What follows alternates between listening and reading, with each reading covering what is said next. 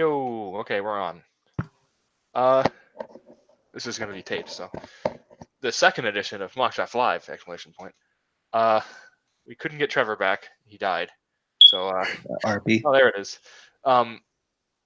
It's just gonna be the three of us. Your three pals. We're all gonna do 20 picks. We're gonna try and get it as quick as we can. The first pick was the New Orleans Pelicans. They took Zion Williamson. I already did that. We don't need to talk about it.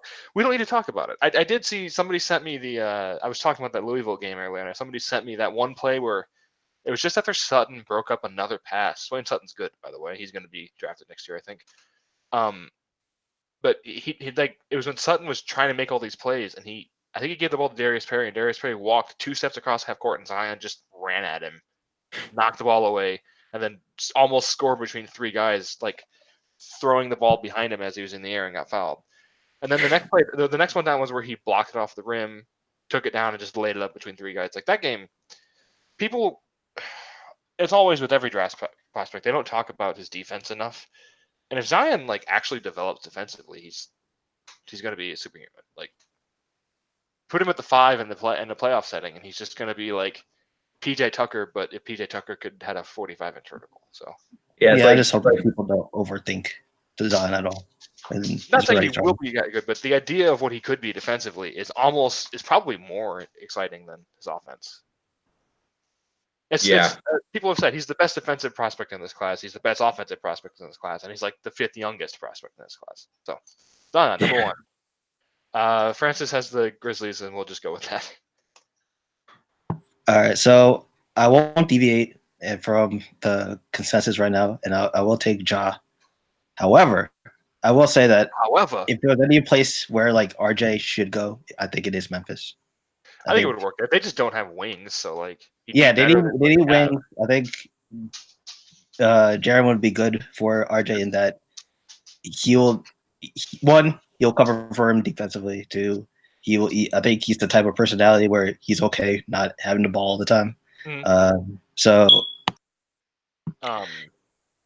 But like yeah, and like the Grizzlies, I mean, you took Ja, so we shouldn't talk about RJ there. But the Grizzlies with RJ would be interesting because like Slow-Mo's not really a wing.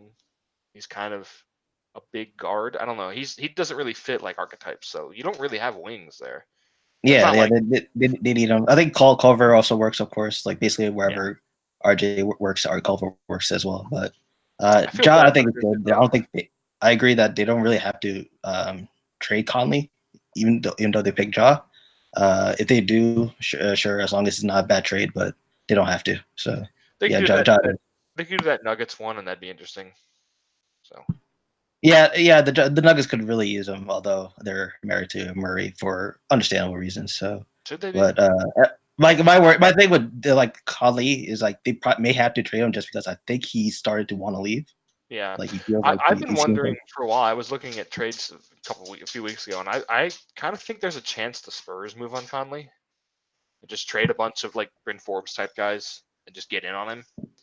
Yeah, that's possible as well. Like because I know Pop's always been a fan of his, and like Derek White's awesome, but Derek White's not like a lead guard for the playoffs. Yeah, and also Pop doesn't give a damn about like waiting for people to approach enough times. Yeah, I've said that before. The best thing about Pop and about RC Buford is that they don't overvalue the Patty Mills, John Simmons types. Like they understand that they're useful, but they're not going to pay. They kind of overpaid for Mills, but even that wasn't that bad. Okay, so I think Ricky has the Knicks. Yes, Ricky has the Knicks. Yeah, I thought about this one a little bit just because I think the Culver versus Barrett one here. Like Barrett's gonna have a lot more trade value, but I just don't want to think too hard about that stuff for this purpose. So I'm just gonna roll with Culver here. I mean, I think we're all relative fans of Culver. So I don't know. I mean, the thing with the Knicks is I'm as someone who's like not probably quite as high on Mitch Rob as a lot of people are. I just like I don't know. There's literally no fit considerations here whatsoever. So who they're free. I guess the fact that Jarrett Culver projects as like sort of like a really good secondary guy, that's probably a positive for a team that's looking for like that number 1 star type. But overall, I don't like. There's no like. I don't think there's any real like obstacles to any particular. Well, when you're looking for fit with the Knicks, you got to think about how they fit with Kevin Knox. Yeah, of course. Yeah, that's obviously gonna be a real obstacle for Jarrett Culver. At least I hope. Yeah, not. I don't know how RJ would fit with Durant, like personality wise. That could be frictiony. They'd probably take RJ, but I would take Culver, so that's a good pick. I have the Lakers at 4. I am not going to take RJ Barrett. I'm going to take who they should take and Goga Bitadze. He's who they need. He's who they should take. He's 4th on my board, so Goga to the Lakers. Let's talk about it. That's a good pick. Lakers fans would hate it so fucking much. I mean, like, realistically, like they should trade down for it. Like if they can. Yeah. We're gonna say that about a lot of different picks here. So who knows how many teams are actually gonna want to trade up? Maybe someone would want to trade up. I mean, in this situation, probably there's a team out there that would want to trade up and get like Barrett or Garland or someone. So you could probably find a deal there. But I've kind of been thinking like if for whatever reason there isn't really a trade there for the Lakers, then I personally wouldn't really be upset at that because I do think it's a perfect fit and realistic. Like obviously you go best player over fit, but like realistically, like even if you're like be both marginally that much higher on some of the other guys in this range, like he's not that like you like there's no way he's like significantly worse to where you like pass on him at that point. And I also feel like people have talked about this. He's one of the best bets to just be good. I don't know if he's gonna be like a star, but we're all pretty sure at this point like he'll be good. Yeah. Look at his numbers compared to like Nurkic and even Zizic and not Jokic is way above. Like Jokic was obliterating people. Yeah, well, I mean from just like points per 40, he's as far as real GM stats go, as far back as they go, I mean he's been as productive as anyone, if not more so. His rebounding is a little bit less than like Nurkic, which I think Nurkic is that's his biggest strength. So it's not really yeah, because like Nurkic is just like ridiculously big bodied and has girth, and Goga's I think he's functionally very strong. And like so I don't know. I think the rebounding numbers kind of like downplays functional size a little bit, but yeah, no, he's right up there with all those guys. Yeah, I will say like. If Garland went to the Lakers, I would understand because of the fit. I don't know how. The only thing is I don't know how Garland that high. Like I think Goga's way better. Yeah, I don't know. That's why I didn't take him. But like fit wise, like next to Lonzo and everything like that off LeBron, and I do think like the Lakers are just going for fit, like because LeBron is there makes more sense. But yeah, like Goga, they would need a Goga too. So yeah. I don't. And they're gonna get Kyrie Irving in free agency anyway, so. Which would be a good fit. Greg Gilbert would be so pissed, and it'll be so great. But I mean, Kyrie needs an Al Horford guy or a Tristan Thompson guy to just create space, just knock people out of the fucking paint. Goga can do that. I don't know if he's as good at it as some people, but all right, Francis, you got Cleveland. All right. I guess RJ, right? Yeah. I'll take RJ. He's a bad fit with Sexton, but I don't think Sexton is the type of player that you really have to like. Think about as your core going forward, even though he's already a rookie. So yeah, just take RJ and figure it out. I don't even know what to talk about that. Just take RJ. He's there. Yeah, and also now they actually have their own version of Wiggins. They don't have to trade him. Wiggins not as athletic, probably smarter and more skilled. But yeah, he should be a lot better than Wiggins. I would actually be surprised. The new Ron Mercer, RJ Barrett. Ricky, you got Phoenix. Cool. Yeah, I'm gonna go with Brandon Clark. So he's going a little bit lower this time than he did in our last mock, but I think that's a pretty nice fit. In all honesty, I don't know. Like, I don't really put a ton of stock into the wingspan measurement. I think anyone who was like really shocked by that shouldn't have been. I think we're all a little lower than I expected, but yeah. It was a little lower than I expected, but like I don't know. I mean, like I don't think it was ever going to be more than like 6'9" or 6'10", and I was already kind of prepared to be let down by that a little bit. But it doesn't really change. Like I don't know what he's already been like. He's possibly like one of the quickest off the ground prospects I've ever seen in my entire life. Like that's why that and his like instincts that's why he's good. Not necessarily necessarily And because his touch. And his touch.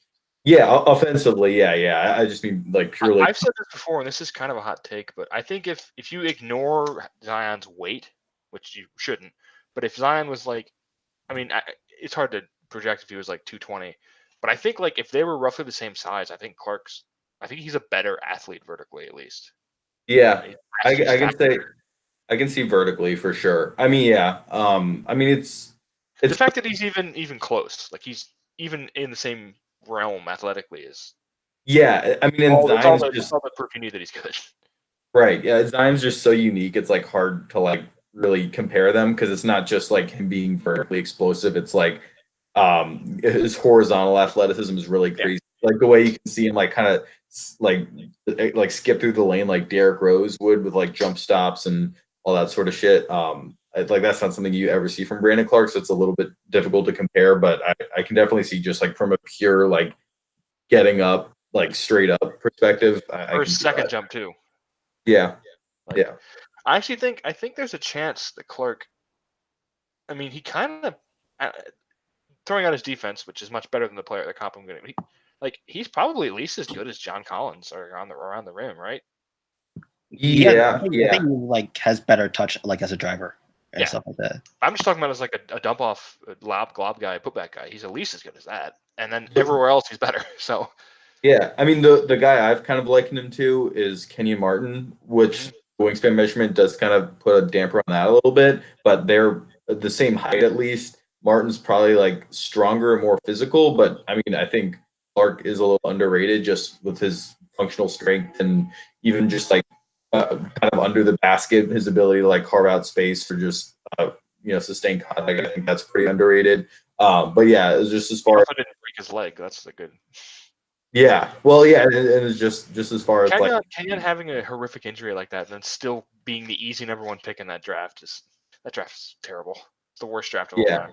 But Kenny Martin is really fucking good. He was really good. It's just like in any other draft, you might have been some pause with the senior who just destroyed his leg, but it was like, well, who are we gonna take? As far as guys who like panned out like as you would have expected, he might be like the worst #1 pick of all time. Like well, it's hard to say. I would have to look through it a little bit, but just like Kenyon Martin, I think played up to what like expected from him at that draft time. But it's just such and the thing is, if you did a redraft, I think you would still probably go.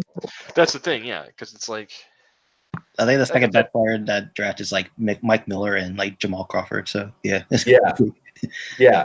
So I mean, Spadier was the next year, right? I think he was. I think so. And that's like those are the guys you're talking about. It's depressing.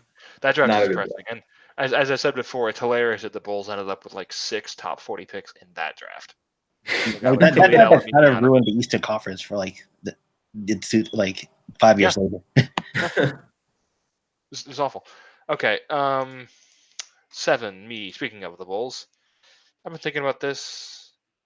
I think I'm gonna stick to my guns that I yelled at on a lottery on the night of the lottery, and take Taylor Horton Tucker. He's young, because he's young and weird. Yeah, and different, and also he has a high steal rate. He even raised his steal rate in the offseason. Most players don't do that. Yeah, my only worry is like I think THC like under Boylan will have like the worst tendencies ever. Yeah. So just shoot, no one cares. I mean, his conditioning will get up at least when running wind sprints. So, but yeah, I think that'll be a lot of fun. Then they could use him. But the thing I like most about him there as a fit is that you could try him as an initiator, but you're not married to him, so you could just get RJ Hampton next year or whoever. Yeah, like I said, I'm still in favor of like Chicago just like aiming for like a Rubio and just say, all right, just be the adult here and like make sure everybody's in the right place. Yeah, because I'm really afraid they're gonna go for Kobe or Garland, probably Kobe, and then next year when they're in the same spot, because they won't be significantly better, they're gonna ignore one of the 7 guards who would help them out and take like Vernon Carey or something. That's how they operate. They still draft on fit. They literally said that. Paxton's like, we think we can get a guy who fits. And I started cringing. And that was right when he was asking to be patted on the back for scouting more than 7 players. Good job. Those poor scouts. I know they have good scouts. They just don't listen to them. This is a tough one here. Hawks, because the guys I really wanted for the Hawks are all gone. I'm going to do the Hawks thing. The thing they'll probably would do in this scenario and take Bol, the shooter. They love shooting. And they don't really have a project center. Like I feel like they're going to take him or Jackson or Keita or somebody like that. Yeah, I think Jackson or Bull works. Keita with like the 2nd-round pick. I'm just saying. Yeah, they're going to come out of this draft with some tall guy to work on for a few years. I feel like. I think they're more likely to take Bull just because of I think they really love shooters. They just want everybody to shoot in their lineup. So, but at least like Bull has like the semblance of rim protection. So, yeah. like hey, they're already playing a zone for Trey, so you can work it out with Bull too. Imagine those two playing. God, imagine those two in a playoff series trying like teams running pick and rolls. Like, they have to like if they do this, like they really need to get like the best like strength and conditioning coach of all time. Like in the off season, like they have to all the cap space that they have, just spend it all on their best offensive coach. And they're set. But yeah, I'm a big Bull fan. Like I lowered on him because like I felt like him like not gaining any like strength or mass during the combine was kind of a red flag. Even though he was injured, like I feel like it was still a red flag that like you didn't make any gains whatsoever. So I wanted to take Jonte here, but I feel like they would take Bull, even though I think Jonte could be functionally a better shooter, like off movement at least. But I think Bull is the guy they would take. At 8, the risk is a lot less than at like 2. Okay, so Wizards, Bull's former home. Ricky, you got them. I was kind of debating between Jackson Hayes and PJ, and also kind of debating Grant Williams a little bit. I'm gonna go with PJ here. I don't know. I mean, they're pretty much only returning Beal, Wall, and Troy Brown. So, and obviously, and Yamahime's contract. Yeah, yeah, that's right. Yeah, I'm gonna assume they re-signed Thomas Bryant, but that's not gonna be like a major. He's good though. They do have. I don't know. I mean, we'll see on Bobby Portis too. I think they have his restricted rights. They'll probably keep him also. Yeah. Oh, and Dwight Howard is a player option. Okay. I think he already accepted it. No. Yeah, I think he already accepted it too. So, but yeah, he's not in the future. So yeah. Either way, you're not drafting. You're not drafting around draft Howard. Yeah. I think PJ is kind of a good fit just with their timetable because he's a guy I think is like he does enough to where you can feel pretty safe about him just like having a role and being able to do several things as a large like wing player. But he's shown enough skill flashes over his career to like believe in a little bit more upside. So I think that's a nice little mix. Like he can contribute relatively soon to a team that's probably still going to be trying to make the playoffs. But he's also a guy you can see develop into maybe something more long term. So he's shown the classic Kentucky thing where he's flashed skills that Calipari does not allow him to use. Yeah. So he could end up being really good. Yeah, I think I'm starting to come around on the idea of PJ in the top 10. Yeah, same here. He's just good enough and well-rounded enough that he's probably going to be good. So why not take him? Yeah. And also, what I do like about him is like also he seems like pretty like together about himself, like personality wise. Like he seems like a pretty good leader or stuff like that. And I know like a lot of times I guess like overhyped and everything by scouts and everything like that. But I think in a situation with like the Wizards where it's probably going to be pretty bleak for them in the next few years, and John Wall and Beal and everything like that can be hard to like play with and everything like that. I feel like that type of personality is good to deal with that. So yeah, that's my two. PJ is solid. We like him. You know what? I'm gonna take with Atlanta at 10. I'm just gonna take Jonte. Double down on big men. Do the NFL draft style where you take two guys with differing skill sets in the hope that one of them will work out. So I just think the idea, if Jonte's healthy, and the fact that he lost so much weight for the combine is a really big sign to me. Like, he weighed in at 210. He lost like 6% body fat in a year without playing basketball. That's hard to do. Like, he tried. And he's just so smart that if he's able to get even a little bit quicker, I think he'll be good. I think he'll be he could be a starter. Yeah. Like I maintain that he's good on the perimeter. Like his issue is just like he can't jump whatsoever. But like he's actually good at the perimeter. He's like he can't jump and he can't run in the straight line that much. But the fact that he was still like a good defensive player in college is really encouraging, because like if he develops his body at all, he's probably gonna be a solid defender. That would definitely probably give Atlanta the coolest young core in the entire league. Yeah, it'd be Bull, Herter, Trey, Jonte. Who else? Spellman. Oh yeah, Spellman. Another big. Think of those shooting bigs.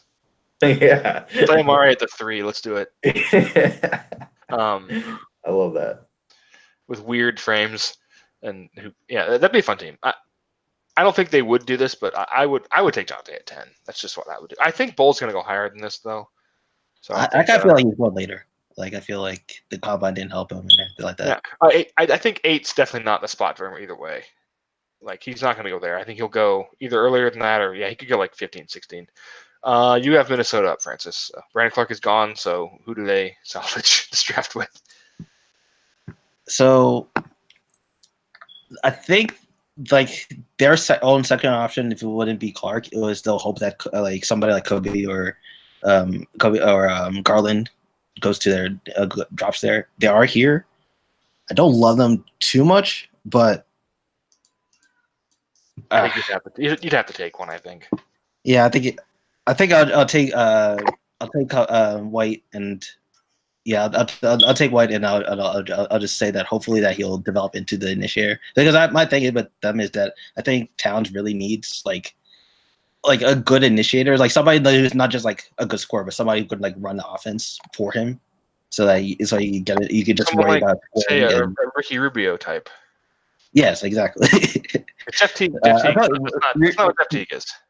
Ricky Rubio is really really needed around the league. Like for all his faults, he has a lot of qualities. So, but yeah, but I do think like White, like he'll be able to make the Wolves play faster, which I think will help him a lot.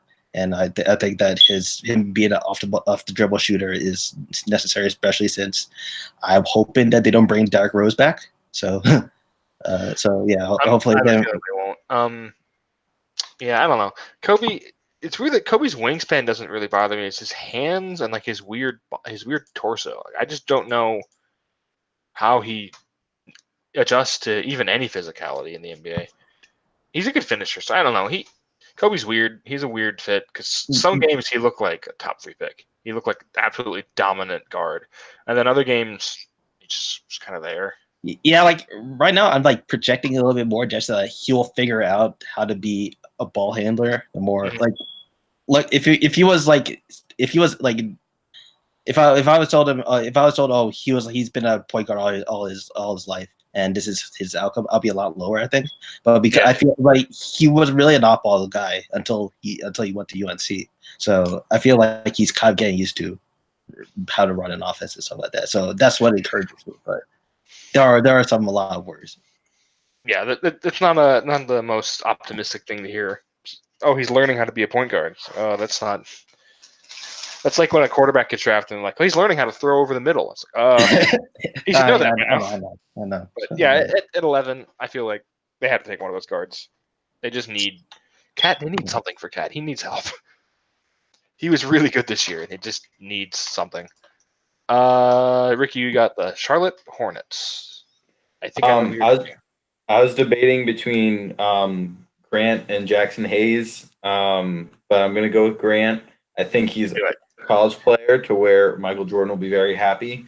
And I also think he's a pretty good fit in the front court with Cody Zeller. I have no idea if Kemba is going to be back. I kind of feel like he will. I don't know. I mean, I really have no idea. But either way, Grant is the highest player left on my board. Mine too. Amazing help defender, ridiculous anticipation, amazing girth, amazing touch, great release point. One of the best interior passers in the class, maybe probably the best. I'm assuming. I mean, Jonte's really good at it too. Yeah, 100%. I mean, he's underrated there, and he can pass on the move as well. And yeah, so and that's just what he is now. The idea with him is that he develops more wing skills because I think he'll shoot pretty well. I think so too. He's a good foul. Too, and his foul shooting went up so dramatic, like pretty consistently over his career, and he's only 20. So yeah, and I think people do kind of underrate some translatable aspects of like his post scoring, like his release point and his jumper are like legitimately really good and difficult to defend. And he's so strong, he can really overpower guys like his size. Like it doesn't necessarily need to be a mismatch situation for him to kind of get to his spots. And obviously like out of the short roll, like he's amazing. I don't know. I think there's a lot to like. I've cooled on him just a little bit because I'm just like a little bit more concerned about just like his ability to defend on the perimeter. I don't think it's like a huge deal necessarily, but I don't know. Yeah, no, I think he'd be there. He definitely got beat sometimes, but he also, I mean, look at who he was playing with. How many good defenders? Pons is a okay defender. Kyle Alexander is pretty good, but he was just an interior guy. And then like, I didn't really think Monte Turner is a good defender. I don't really think Bowden's okay. Jordan Bowen's not very good, and Schofield is a disaster. He's a terrible defender. So like, and another thing is like he is kind of slow feet, but it gets exaggerated a little bit. I feel like he just sort of like sometimes when he's like defending out like on the perimeter, he really overreacts to just like an initial move or like an initial fake, and he just like really flips his hips way too much. Stuff like that I think can get ironed out over time that he'll probably figure out. Because that's the other thing. Like he's just like anytime you listen to him talk about like anything, you're just like, oh my god, like this kid is like legit. Like he should be like a president or something. I don't know. I think Grant is the early leader as far as future coaches in this draft are concerned. Oh yeah. And I think him like and next to like Miles, like there's a lot of fun with like both being girthy guys who are like fiery leaders and stuff like that, and we're pretty smart and everything.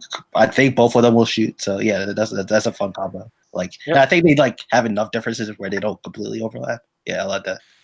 Okay, so Francis, you got the Heat. Do you take the obvious fit or the Heat guys? I'm taking Garland. Yeah. Okay, yeah. All right. Like I think that. Will they take a guard though? They hate doing it. Yeah, I think Garland's what they need though. Like especially now that Dragic is aging, so just get a guy who will at least like stress defenses a bit with his shooting and stuff like that.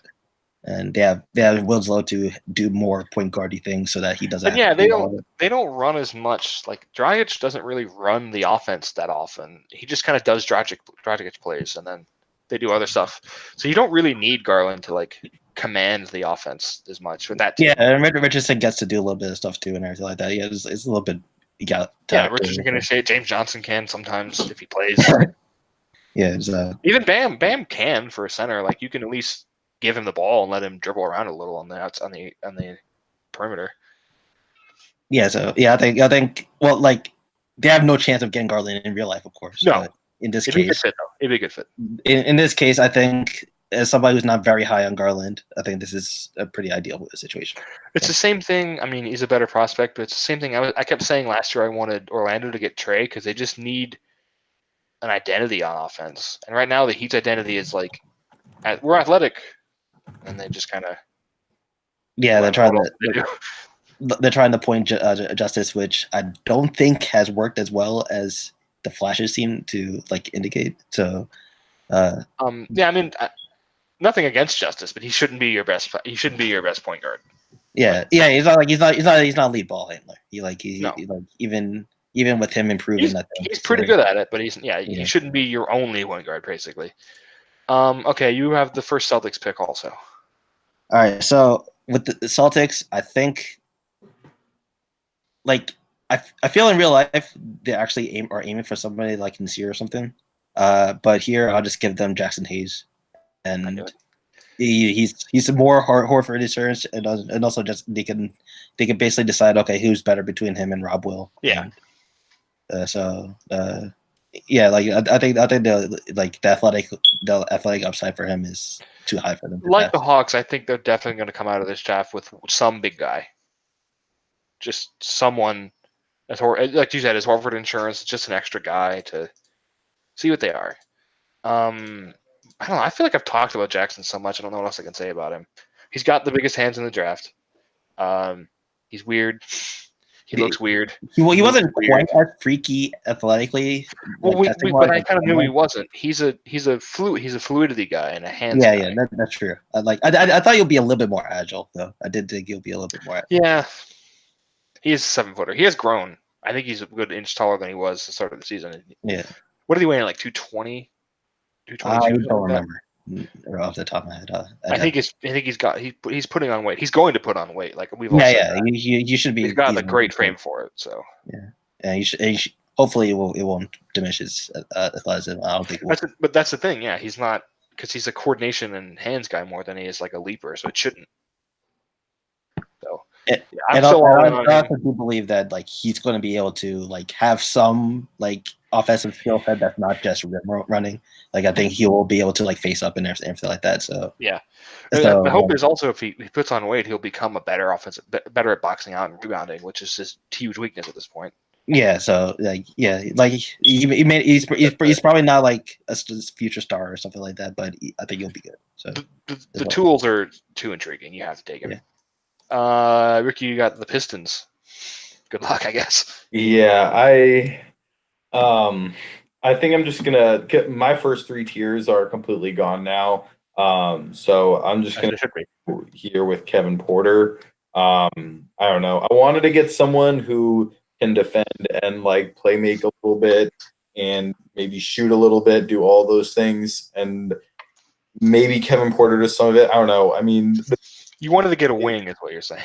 Yeah, pretty much. I was kind of debating between him and Romeo, and I just ended up leaning towards Kevin Porter and the desperate hope that he one day decides he wants to like attack the rim more and like do that. So I don't know if he does that, then I think that's a pretty good fit. That could be pretty interesting. But I don't know. I mean, I like Kevin Porter. Just that's something I've begun to feel is more just like that's just who he is as a player. Yeah, before the combine, I kept saying he could have a LaVine trajectory where, like, year 4, he just decides he's going to be doing layups.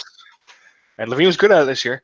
The problem is that he did not test athletically as well as LaVine. He was not super impressive. He did not have a good combine, I would say. He weighed Kevin's definitely a better defender. Like that. That's for sure. So you want to rephrase that? He's a defender. Yeah. He has played defense in his life. Yes, yeah. So I think that's a big deal, and that's also kind of a reason why, like, I feel like some people give Kevin Porter like the boom or bust thing. I don't really see it as much. I mean, I think there's a realistic possibility, even if he never decides to like go to the rim, like any more than he does now. Like, if he can just shoot and like defend reasonably well and like kind of create space to get like jumpers off in certain situations, like he could be just like a pretty solid wing guy on like a good team. I think that's realistic for him. So yeah. And he could guard up a little bit where Kennard guards down, you know, like that could fit. I have the Magic. This is a little bit of a reach, but I'm gonna take Shamorie Ponds. I was thinking about Ponds earlier, so I don't think they need to guard it. I still don't know what to think. Like, I've had him in the 30s and I've had him in like 14 before because he's just so.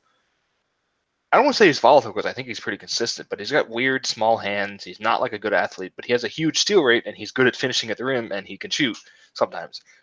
And I feel like he's the only other guard in this class who could be like a good starter. And I kind of feel like you have to take a chance. They have to get guards at some point. Like DJ Augustine was heroically good for them this season. Honestly, I think my philosophy with them is just going to be kind of like for this draft at least is just double down on what they've been doing and take like Thibault or someone like that. Thibault or like I guess Nikhil will be the guard they would take, but I'm not.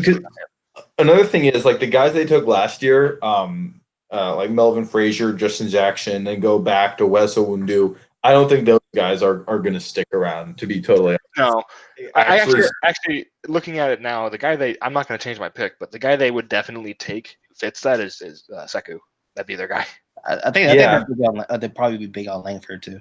Yeah, well, that's another one because his arms. But I think they need a ball handler. They just need ball handlers. Like I'm a big Pots fan. I would do that Toronto series really good on them for making the playoffs. And Isaac looked great, and Terrence Ross had a good series. I don't know if he's staying. Vucevic got his ass whooped and then recovered a little bit, but they didn't have ball handlers. They had Augustine, and then when he was on the bench, they just sort of Aaron Gordon is running point, and it wasn't good. Aaron Gordon should not be running point. Aaron Gordon should be a center, but he doesn't think that. So that's just desperately what they need, and they're not going to sign Kemba or somebody in the offseason, so you got to get the guard somehow. So Pons. Next up with his Brooklyn Nets is Francis. I think here I'll go with Chuma. One is about the range. I'm pretty high on Chuma right now. I think Brooklyn really lower than I have him, but yeah. Yeah. I think they need the defender. I think especially if they're gonna bring back Russell and they're gonna have Dinwiddie off the bench, and I'm a little bit down on Levert's defense and everything like that. I think they do need somebody who can at least cause events and stuff like that on the perimeter. So I'll go with Chuma. Yeah, and I said, what really hurt them this year, and especially again in the playoff run, is that Rondé just isn't good. Yeah, he's just not the thing is he his game is requires him being an elite athlete, and he's kind of just an average athlete. So yeah, he seemed like he was. The injuries he's had have hurt him a lot too, but they just didn't have. Yeah, they needed that guy because Kuric can't really play power forward yet. They didn't. Then Jared Allen is good, but Jared Allen's not. He's not going to cover people's mistakes because he makes enough of them on his own. Yeah, Ed Davis is probably their best front court player in that whole series, and that's I love Ed Davis, but I'm actually worried that we won't replace Ed Davis. It'll take a big step back because of that. They'll bring Alan Williams in, baby. Let's go. The future to be the worst defender in the league, but get 6 offensive rebounds a game. You also have the Pacers, so this is I think there's a guy they should take here. I think I'll. Well, I actually haven't even mentioned. I think to replace Bogdanovich, I think they'll just take Hunter. That's who I was thinking. So, I'm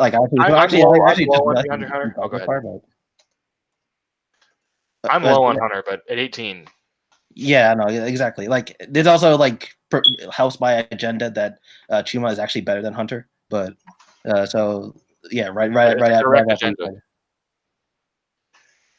Hunter is at 18. You take a guy who could conceivably start for you. You do that. And then it helps with their perimeter defense. The only thing is that Indiana probably if he's going to be their long-term starter, they'll probably need to get free agents who fill in for the offensively, unless they explore more his dribble pull up from mid range, but I don't see that being sustainable. So Hunter's weird because I feel like physically and on offense he should be a 4, but he's best guarding guards pretty much. Yeah, so, I agree. He's a perimeter. Do you keep Thaddeus Young with him, who's good at guarding the interior, and that's pretty much it? That's a weird. Their front court's going to be strange, but they're in kind of a weird spot anyway. I don't really know what they're going to do.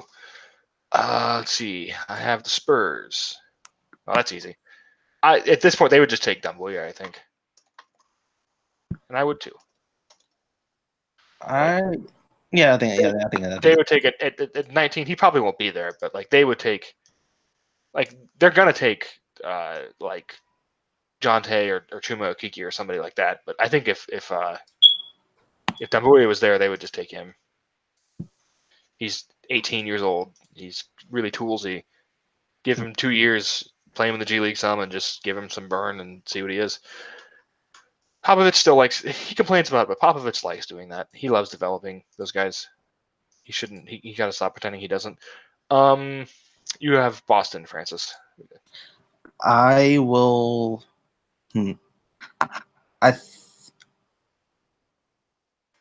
I think I'll go with NAW Nikhil. So yeah, so like I think like I think they would probably hope that they could get some point guard insurance, but basically all of them went away, especially since Pons got picked.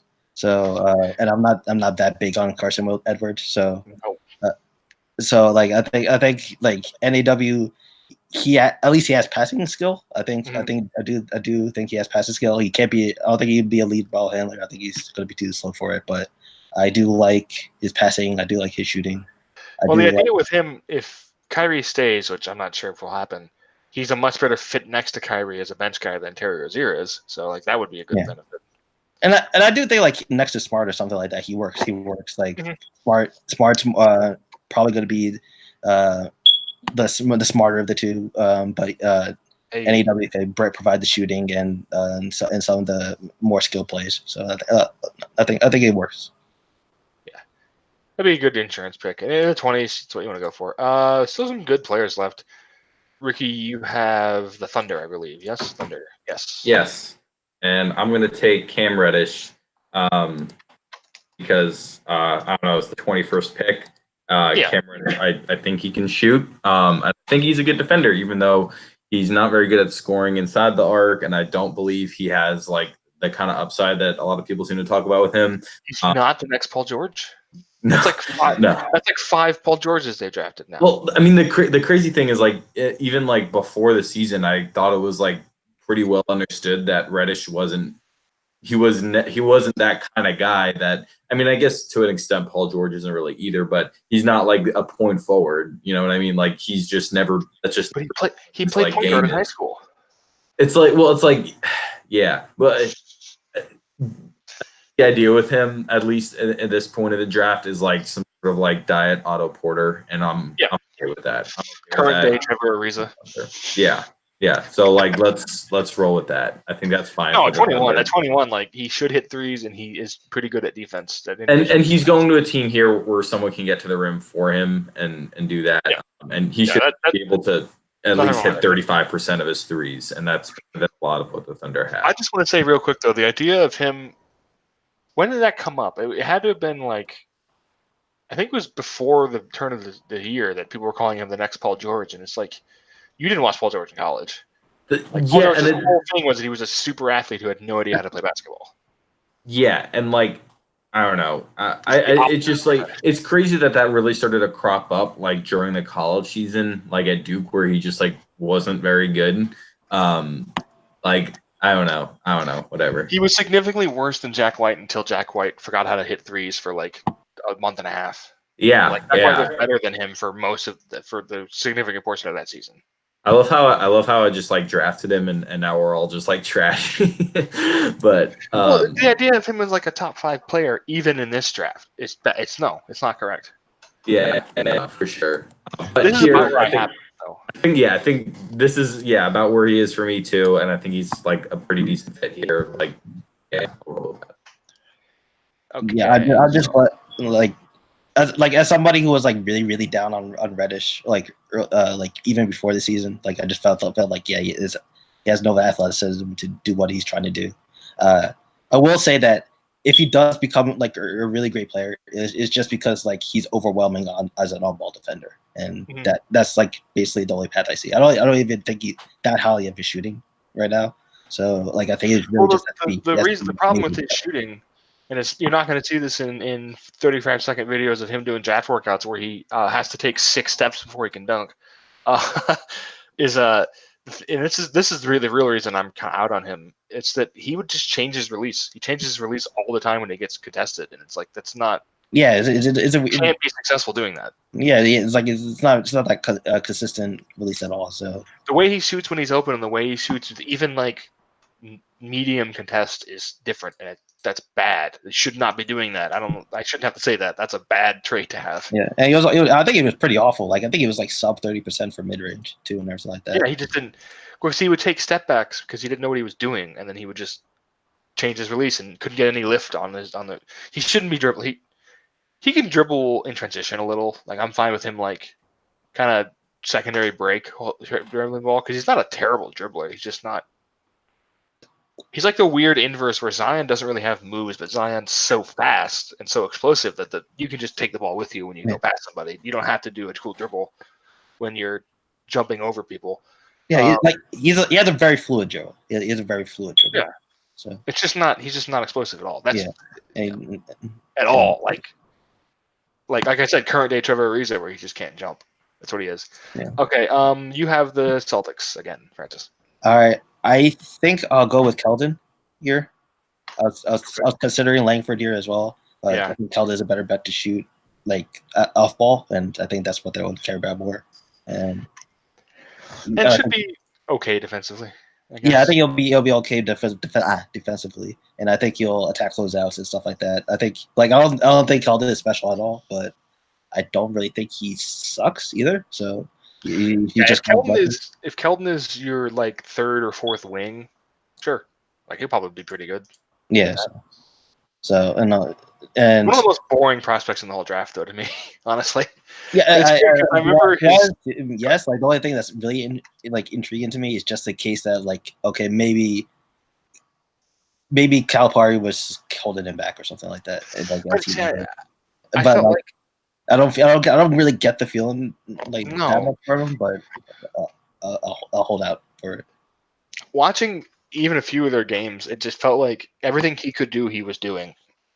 Whereas Hero might be a little more of a pull-up guy. People have talked about that. Speaking of, is that who you're taking next? But with the Jazz? Yes, I am. I think I actually have Hero currently ahead of Keldon, but I have him ahead of Keldon and ahead of Langford. So yeah. The only thing is that I think Boston probably wouldn't have in Hero, and even though this is my opinion, these are my opinions. I do want to say okay. Well, Hero is white, so maybe they'll like him. So, I think that Utah could just use somebody who could just pull up and drain threes. Get 15 in a quarter or something like that. What they thought Grayson Allen was before they hadn't watched him. Yeah. So basically, if Grayson Allen could drive in a little bit. Yeah, if Grayson Allen could get separation in the lane when he's not completely open in a workout setting, if he can do a 40-inch vertical. Yeah, so Hero is a more functional athlete, and he's bigger, and he's probably a better bet to pass and defend. So yeah, I'd actually kind of really like him if just he did have a -2 wingspan. I don't even know how that's possible, but he has a -2 wingspan basically. Or as you said before, he's white, so yeah, exactly. He's him and Redick and everything like that. I don't know what's with these white people. I do think sometimes I do feel like shorter wingspans can help you as a pull-up shooter. Because it just kind of eliminates just less time it takes you to get your release off. Yeah, I could buy it. I'm very, very, very, very novice about the biomechanics of this. Yeah, me too. But I feel like that. I don't know. Maybe it's just white guys who do that. But Ty Jerome kind of shoots like that too, where when he has to rush his shot, it seems less labored than it would for a longer-armed guy. Yeah, that makes sense. And I'm not comparing these guys as shooters, but sometimes when Jonathan Isaac has to shoot in a rush, it's sort of he's bringing his all his arms up, and it's yeah. It's the only time I will ever say anything negative about Jonathan Isaac while also complimenting Grayson Allen. But when Jonathan Isaac wins his third consecutive MVP in 2026, I'll be sure to remember this. Yes, and he'll make sure to challenge every single person who didn't go to his church service. Yeah. Ask him what about now? Now that I'm the MVP. That's gonna be his press conference. All right, Ricky, you got the Sixers. Go ahead. So honestly, this is kind of a hard choice. There's a lot of guys I have in this tier that I think would be roughly equally good fits. Part of me is tempted to say Langford because forgetting how to shoot already happened to him, so it can't get any worse. But man, I don't know. I think Carson Edwards could be fun there. I don't really know how to say his last name, but Alan Smilagic. I think it's Smilagic. Yeah, that's what I've heard. Okay, there we go. Yeah, him. I think he would be a good pick there. Cam Johnson and Servetus all would probably pretty good. But I guess Langford is the highest guy left on my board, so I'm gonna. You should go with that. There was another Lithuanian I was thinking of, but he may not go here. Who's that? Iggy. Oh yeah, I was thinking like overseas. Okay, yeah, that makes sense. He is Canadian. Barutis Barutis, like Yeah, I was like, damn, you're really that high on him. No, I don't know. That's cool on him. Yeah, Langford. They would probably take Langford. He's just probably the highest pedigree guy left. He's a good finisher. I just don't know if you'd want him and Jonathan Simmons like playing on the wing, but oh, you wouldn't want Jonathan Simmons playing. and Simmons and Ben Simmons like negative shooting. Yeah, that's kind of rough. I mean, I'll say this. I think a big thing with I still have hope that Langford's gonna like figure out Because he has good touch. right, and he has great touch. He was a really good shooter in high school. Like coming out, that was like part of his thing. It was like, oh yeah, Langford. You know, we can debate like him with Kevin Porter or whatever, but Langford has such great range on his pull up. Like he's hit shots deep all the time. He's consistently hit at like a pretty above average clip on some really difficult attempts, like basically the entire time he was in high school. And then all of a sudden in Indiana, he shoots like 20%. There's a chance that he's just had a more extreme version of what happened to Jarrett Culver, where he just got so much too much attention defensively. That and I think his release is a little different. Like there's something to the injury a little bit. So I don't know. Maybe I don't know. We'll see. I do have hope though. I see some people saying that he is like the prospect that they have like the least faith in to figure out how to shoot. I'm not there at all. I think he can do it. I also think he's a decent defender. So like there's right, enough to work with otherwise that he probably will go higher than this. I will say that I think he makes an ideal Butler placement if they can bring him back. Mhm. So like that's also like just You insurance. say that like there's any chance they'll bring him back. Yeah. Well, like they put a lot into this team. Yeah. So Yeah. um, Wow, you have 3 in a row with different teams, Francis. Enjoy. Portland first. all right. So with Portland, I think I'll go with Thibault. I think they will just prefer like get some defensive help to surround CJ and Dame and keep it simple. Hopefully he shoots. Defensive help who isn't Alfred Camino, who can't guard 2s and 3s. Yeah. Well, and also Amino's a free agent, so and I'm assuming they're bringing him back, but yeah, they might not. He might go to the Nets or someone. Yeah. So I think though he's not he went to Washington, so they're probably familiar with him and everything like that. Make all the Blazers, make all the people who are Blazers and Washington Huskies fans happy. There's a big amount of them actually. Yeah, I don't know. Thibault, he's another guy who's just kind of he's like extremely exciting to watch, but to talk about as a prospect, it's just sort of like maybe he'll shoot. He doesn't. I think if he doesn't pan out, it's just because like he doesn't do anything on offense. Yeah, he just doesn't do anything on offense. Even though like I do think he's like worse than what he looks like in zone defense, but I think he's good enough that is like he's going to be a good defender. I don't think I'm not for that. Yeah, he's got a crazy wingspan. He's got big hands. He's got great reaction. reaction. Instincts aren't that far off in man defense, so he's going to be good. There's enough clips of him ripping the ball from defenders like that I think he'll be good. I think he'll be a good defender. Yeah, so it's just whether like you'll have any say in the offense in terms of being aggressive as a shooter, not like being willing to like run and pick a roll every blue moon, maybe even because like many people have said he does have some dribbling skill. It's just that like he doesn't seem confident in it at all. So it's just about his confidence and whether Sauce and everybody could. And I think Dame, like with Dame, like I think he is like the type that will like say, "Hey, be confident in your dribble and everything like that." Yeah, you try to make a play. So maybe we'll work out there. Cavaliers then. All right, so with the Cavs, I gave them RJ earlier. So basically, they can't. And they already have Sexton, so they're basically gonna need somebody who doesn't need the ball. I'm gonna say Smilagic doesn't need the ball. He'll cover for them defensively. I think I'm really really high on him right now. So he's still just 18 years old. So I think He was too young to be called up from the G League, which is crazy to think about.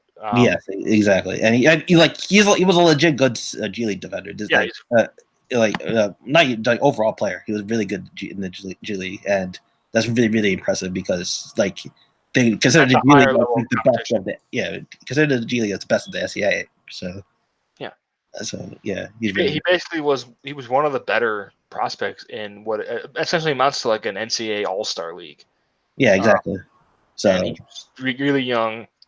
I don't know what his exact measurements are, but they seem pretty good. He's like 6'10" with like a 7'1" wingspan. 7 foot. He can shoot. He can dribble a little. He's just really really well rounded. I've seen enough of him now that I'm pretty sure the Warriors are taking him, like just straight up. Yeah, I think if he falls that far, I think it'll be a great value for them if they do, because they're probably the only ones that care that much about him right now. Yeah. Like I think the only real thing is, one, people don't watch the G League that much, and two, he looks like an old man. Like he looks so much older than he is, like physically and in the face. Yeah, exactly. So, but I think people will be surprised at how. Yeah, he looks like a guy who's like. He looks like Marko Simonovic, the other one, not the prospect, the 34-year-old one. Okay, you have one more. Yeah, Brooklyn again. All right, so I think I should have saved Smile luggage for Brooklyn, because I think I would like him here too, but he kind of overlaps with Chuma as well, so it's okay. I think I would go with John Konchar. I think. Hey. I've grown on Konchar over especially over the last few months and everything like that. I do worry that he might be like too passive like in the NBA or something like that. Role player. Yeah. So So my hope is that he's going to be like the type of role player where you don't have to worry about him in any situation. He'll be able to adjust. The worry is just that he blends into the background in any situation as well. So it's like the teetering on the edge, but I do think that he's good enough at a different amount of things that he's one of the best guard rebounders I've ever seen in my life. So that's good. Yeah, exactly. So at least he'll rebound. At least you'll be sure that he won't make stupid decisions on the court. He'll have to be guarded as a shooter. Mm-hmm. Like he'll be great on cuts and stuff like that. He'll be good. So if he does all that. My close personal friend John Konchar is the pick. You're with the Warriors, right, Ricky? Yeah. Yes. Yeah. And I was kind of deciding between Zeusman and Carson Edwards. I'm gonna go with Edwards because I'd be a little bit worried about Zeusman maybe going a similar route that his Maccabi alum friend Caspi did, fading into the background and not doing anything at all. Hey, Draymond loves Israel. Draymond loves Israel. Yeah. Oh well, yeah. Yeah. So I'm gonna the IDF, Draymond Green. I'm just gonna go with Edwards because I don't think there's any chance of Edwards fading into the background in any situation. Oh. I don't know. His ability to set screens, I think he's functional. He plays a lot bigger than 6 foot. Well, not a lot bigger, I guess. But, a lot bigger in some ways, but he's like an awful finisher. So. Yeah. So he plays bigger in some ways. He's got a really solid frame. He's got long arms. He has it's legit 7 foot, I think, right? It's measured at 7 foot, right? He's what? Oh, no. I was thinking about Zeus. Never mind. Oh no, Zeus I think is 7'1" wingspan. 6'6", I think he's 7'1" wingspan. Yeah, Carson was 6'6" wingspan though, which is wild for a 5'11" guy. Yeah. I think a general rule I follow is not ever draft, not spend a real pick on a guy who's not a point guard and is shorter than 6'2". Yeah. But if you want someone who can be 40% of Steph, I guess you could do that. That's kind of what I was thinking. I think and shoot. In a weird way, I feel like they would really be able to optimize him when Steph is off the court. But obviously that's a really high threshold for Edwards to hit. I mean, just in general, like you said, if you're under even like 6'3" is honestly, if you're under 6'4", maybe even, and you have that bad passing feel, it really is a steep curve you have to climb. But I do think Edwards is like, I don't know. I think he's got a chance because he does have those really solid measurements that help him out a little bit, and I don't know, like really good shot maker. So yep. He should be at least like he could probably at least replace Quinn Cook or something like that. Yeah. I think he's probably better at the strength that Cook. Okay, I have the last 2 picks of the first round for the Spurs. I am going to take Terrence Davis out of Ole Miss, who is, I think I've said this before. I think there's an argument that after Zion and Brandon Clark, he's the 3rd best athlete in the whole class. He's just a monster athlete. He has huge hands. He measured well. He's got just big, broad shoulders. And I think he's weird because I think he's probably more of a wing, even though he's like 6'3", 6'4", and like 190. But he's just so big. Like he's just such a broad man. And he's the exact kind of guy like they were the Jonathan Simmons people. Like the Spurs, it seems like they either draft IQ guys or tools guys. And Davis is kind of both. Like he was really productive. And they're not gonna like they don't care about trade value. They don't care about like I said, they either get guys who are completely raw and you need to develop, or guys who are ready right now. And I feel like I just gave him Sekou and Terrence Davis, so they'd have a guy who could play like some minutes next year, and then they have Sekou. So Terrence Davis is interesting. I also have him in the mid-20s, I think. So this is about right. He'd be who I'd take there if I was the Spurs. Now the interesting one is my next pick, and I think you both know where I'm going because it's Nicholas Claxton to the Milwaukee Bucks. Oh, okay. Please God, get us more defenders. Get us someone who isn't Mirotic out there guarding bigs, because he's been fucking dreadful in this series. He's been getting. I do think it'll be like funny if they like try to make Claxton into like the most diet version of Giannis possible, and having bring a ball off the court or stuff like that. But he was the guy they would have taken. He was the guy they would have taken 3 years ago for sure. If they can get him in there and like really improve his body, like that could be a really solid. Also, he's gonna be playing. He'd be playing with Giannis, who would make him improve his body. Yeah, they have really good S&C there, and I also think that with Claxton, like he's the type of player like if you like kind of like tell him to do certain things, like have him very specialized role, so like he's not like try to shoot dribbles, jumpers off the dribble or stuff like that. I think he improves a pretty significant. Switch on the perimeter. I would just be really interested to see what in a couple of years. I think he's kind of what they want DJ Wilson to be. Like that's the idea of him. Yeah, I was thinking that as well. Yeah, because like if in a couple of years you could conceivably have him and Giannis closing some games as your front court, and like because Giannis is strong enough to guard centers, we know that. Like he's so inhumanly strong, he can guard pretty much any center who will be seeing minutes. You know, like Jokic and Embiid can't be guarded, so you don't really consider them. But like, and he was for as much as I guarding Marc Gasol last night. Yeah, for as much as I like on Twitter talk about how switching it in itself doesn't make anyone good at defense. At a certain point, like in the playoffs, it's nice to have a guy who can like just stay on the floor like that and like really be an asset. Like it's not that Claxton can just like hold his own or whatever against guards. It's that he's like really fucking good. Like I've said before, he's basically if Jaren Jackson had no offensive skills whatsoever. It's basically the idea for Claxton. Yeah. He's probably as good at switching his hips and containing as Jaren. He's a little smaller. I also think he doesn't have like Jaren's ridiculous like reaction time to like. No, but it's pretty good. Yeah, and the thing. I remember you saying that about switching, and I was thinking about this, Ricky, that it's not like if a guy was only good at switching, he wouldn't be good at defense. You have to be a good defender also, and Claxton is. So, yeah, I mean, I think my thing, maybe I just like, I don't know, if you guys watch him against Naz Reid, like he got absolutely destroyed on a bunch of possessions, and that's worrisome. I mean, and again, that goes back to just like he's really, really skinny, and I think a lot of times people underappreciate how important strength and just girth and like being able to like get in the way.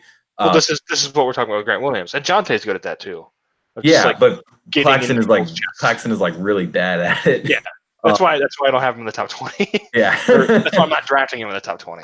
Yeah. So I mean, and The Milwaukee's the movement skills are crazy for a big. yeah, and like I said, like Milwaukee's a good spot to go to. There's still a chance you could turn him into just like a big wing anyway, defensively. Yeah. He would hold up fine. Yeah.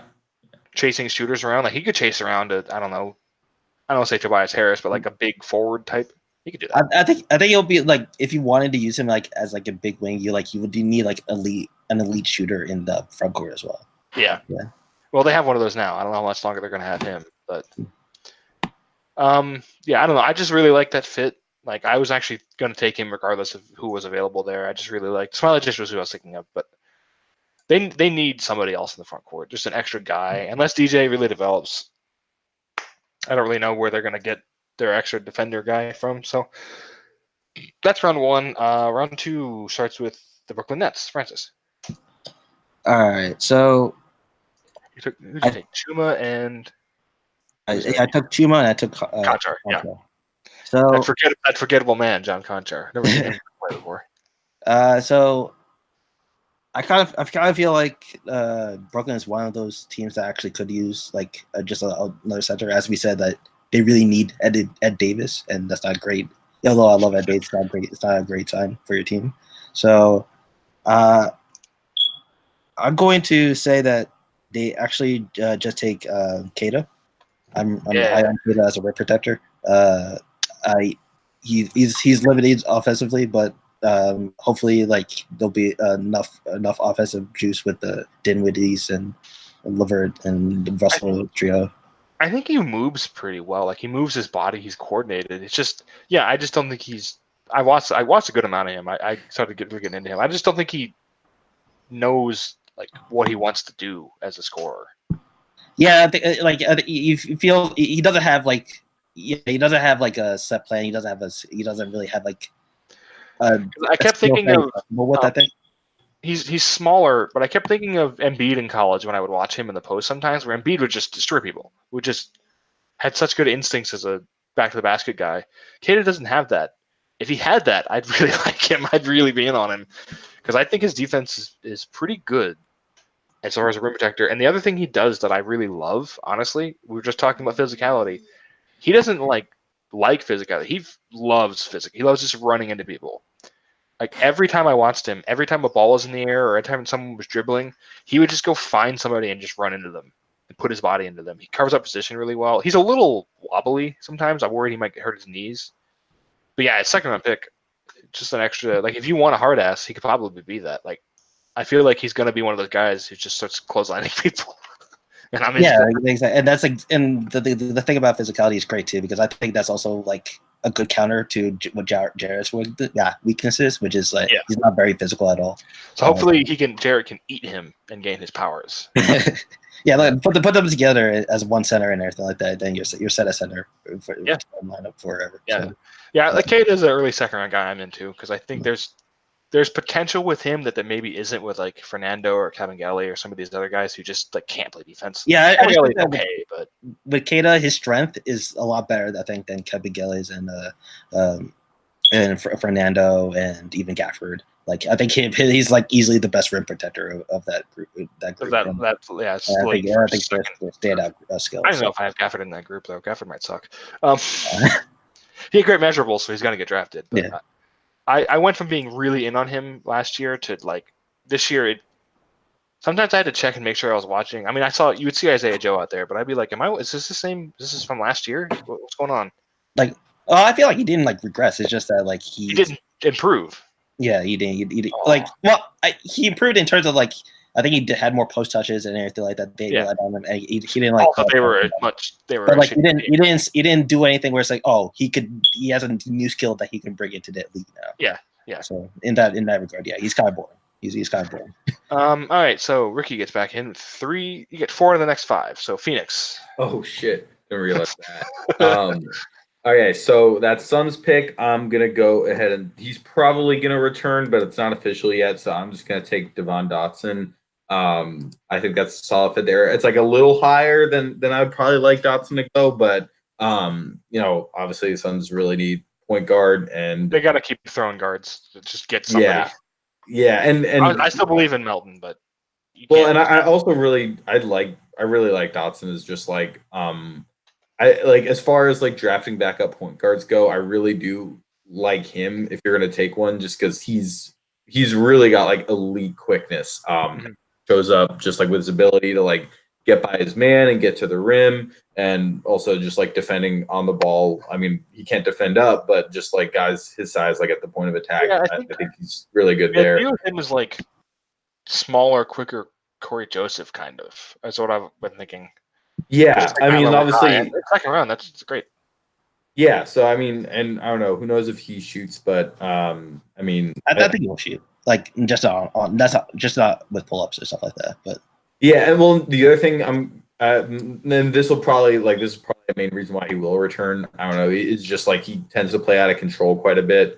So he just kind of needs to, I guess, work on his overall feel. So, yeah. But if he does stay, I wouldn't mind this pick at all. Let's see. And then you got 2 Sixers picks right in a row. Oh, fantastic. All right. I'm going to go with my guys. I'm going to go with This might give you a lot of second rounders. sure. I'm going to go with Zeusman for sure. That's an easy one to me. Max Carlin on Twitter, if you guys follow him, he was I think he's watching this summer's U20s. And it kind of reminded me of like, because like for months it's pretty much only been watching EuroLeague Zeusman, which is a totally different Zeusman from FIBA U20s Zeusman. And just some of like I forgot like his pick and roll highlights, passing highlights, like he is really fucking good. So yeah, definitely gonna take Zeusman there. After that, it's kind of between Davidas Servidis and Cam Johnson. I'm gonna go with Servidis here just because I think he's a much better playmaker, and he's also younger. Yeah. Yeah, by a significant margin. Measured better, probably. Yeah. I mean, Cam Johnson's just such a good, like, just straight up just shooter. But I don't know, like, Yeah, you'll never guess what I'm picking for the Hawks. right. You made my Yeah. decision for me. Because I was going to take whoever was available of Servidis or Cam Johnson for the Hawks. So Cam Johnson for the Hawks. Shooting. And again, they don't. Who are their wings that are like gonna be there for a long period of time? Herter is kind of more of a combo guy, and he can be a wing. yeah, it seems like they don't care as much about Prince and Bembry. They shouldn't. He's not very good. Yeah, so Torian is one of the best. Oh, go ahead. No, it was with Prince and Bembry like the old regime or was it the new? Yeah, the old regime. I like Yeah. Bembry. I think can stay around. It's just like an extra guy. He's okay. Torian is one of the best recent examples of like a guy looking like a good defender and not being one. It's like Just it's physically always and the hair. It's and the hair. The Damari Carroll hair. Yeah, like the hair tricks is everybody. Like if I was 6'7", I'll just get a dread, and then I'll just get in the gym so like I look like I'm somewhat in shape, and then boom, instant. The Nasir Little workout. Yeah. So Yuki, you got Charlotte. Okay, so I feel like part of me feels like I have to just take Nasir Little here. Yeah, we just mentioned him, so I figured that's why. Like, yeah, worth a 36 pick. I don't know. I have him at 35, so it's a good pick. Yeah. It's tough because I also kind of like DD here. I'm debating between them two. Yeah, I'll just go with Little. I mean, obviously, like, I don't know. I mean, it's the second round, so like whatever. Yeah. But you just want to hope that if he can maybe shed a little bit of weight, hopefully, like maybe that unlocks like some more defensive versatility or like horizontal athleticism a little bit more. Yeah, his agility. Do you remember during the combine they put up like they did a thing with Brandon Clark where they put up like first among small forwards and all these things, and then for Little they had like eighth among small forwards, seventh. Yeah. And I was like, yeah, there's only been like 9 guys who have tested. Yeah, Like they really hit that. His lane it was like 12 something. It was terrible for a wing. yeah. He's So I'm big. hoping that helps a lot. He has to be big now. Yeah, I've said this a lot. He's basically if he's going to be good with what he currently is, he basically has to be shorter Kenneth Faried, which is a depressing thing to say. Yeah. Because he's good at catching and dunking and doing layups and scoring in transition, but he can't defend anybody and can't dribble. He really tricked us as like, because people, it's like talk about him as like a top 3 or 4 guy in the class coming in because we thought he could dribble. I definitely think he was more agile before college. But the feel and instincts and stuff like that was always a concern with him. And that obviously is so. So like maybe if the jumper develops more or something like that, he can like he can be worth it or something like that for like just as like a scorer off the bench or something like that. But, so basically, as you said, if he's a second round pick, that's basically what it comes down to. Yeah. Well, and another thing, just quickly, because I'm personally running out of time, but like this Hornets roster is also just a really bad place for him to go. I feel like there's just not really a pathway for him to at least not. Definitely not right off the bat, but yeah. But he went to North Carolina. He went to North Carolina, so yeah, that's also true. Yeah.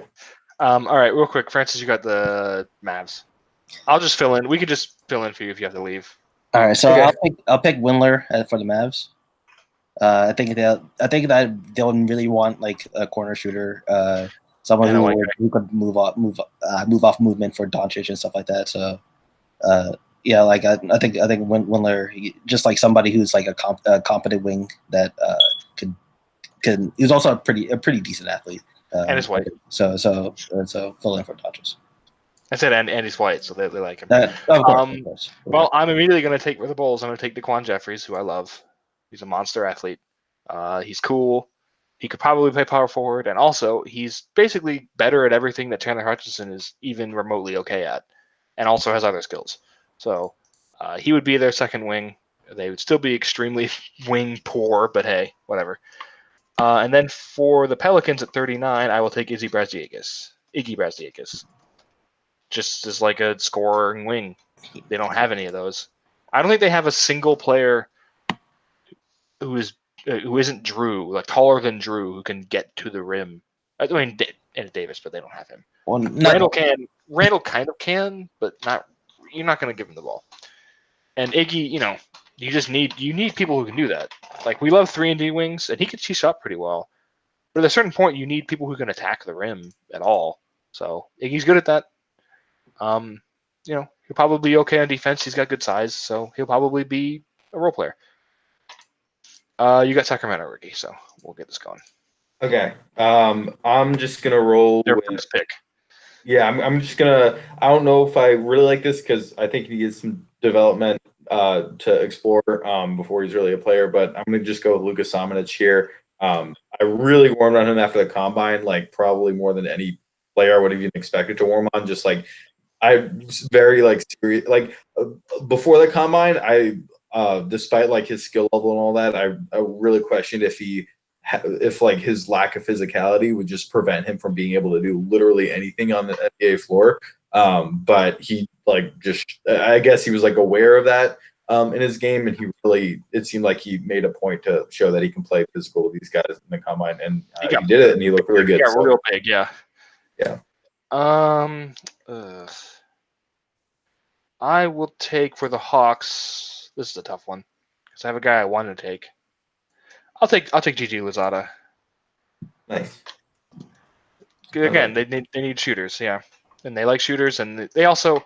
I don't know if they need to get like 5 or 6 actual NBA players for next year. Like, at a certain point, you got to stash somebody, and you can probably stash him. Yeah, that's a good point. Like, yeah, like a lot of these international players are probably going to get a stash besides like second. Yeah. Goga. and Goga probably, although we don't know for sure. Ricky, you got Philly. I'm gonna take Darius Bazley here. He can hang out with the Blue Coats for a while and work on his stuff. But I really like him. He looked a lot better in the combine a lot is a strong word. But he showed what I wanted him to show at the combine, and that made me feel pretty good about him having some upside. I think he can be a solid defender, and he's a really good passer. But he definitely made the right decision not going to Syracuse and nuking his career. Yeah. Francis, Minnesota. All right, I'm gonna take. He might. I think he's just. I'm not sure. Did he? I don't know. I'm not sure if he actually did say he's gonna stay in the draft, but I'm gonna take Waters, Trayvon Waters. I think he did. Yeah, if he did, then even better. But yeah, so like John Smart went back, I think, but I think everyone else is leaving from there. that kind of makes sense with the scandal and everything like that. Well, yeah, my scandal, so yes. But yeah, I think like I like Trayvon like just like a second rounder. He might be a worthy initiator type if he gets over his size. Yeah, I said earlier that Pons was the last guy who could be a starter. I guess there's a universe where Tremont could.